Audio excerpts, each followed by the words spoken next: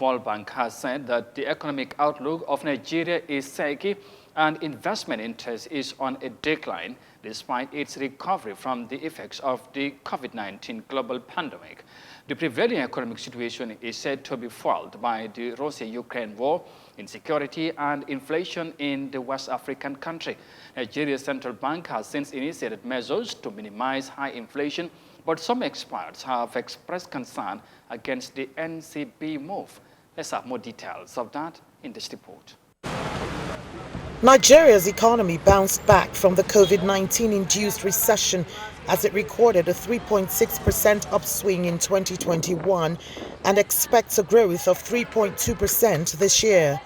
Despite the recovery, the World Bank says the economic outlook of the West African nation is shaky and investment interest is on a decline.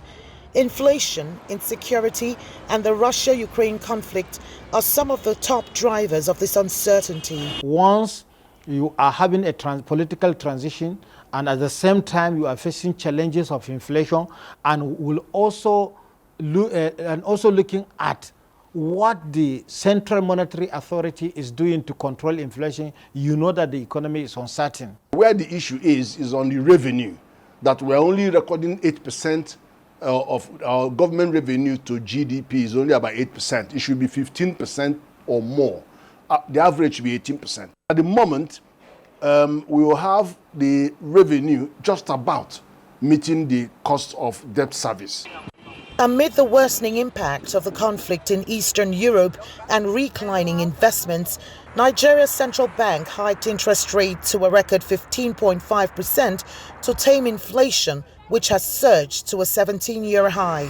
But experts believe this is a disincentive to domestic investors. That's amid the depreciation of its currency. The Naira continues to discourage foreign investors. Raising MPR and raising cash ratio by the central bank is not going to help borrowing, because when the cost of borrowing is high, then definitely the cost of production will be high. And at the end, prices will be high and inflation is going to be high. The high inflation in our countries, Nigeria is 20.6%, means that they cannot get enough revenue from interest to compensate for high inflation rates. And then getting plus the uncertainties caused by war all over the place. So they are going back to dollar. The report by the Washington-based bank also says welfare in Nigeria is worsening.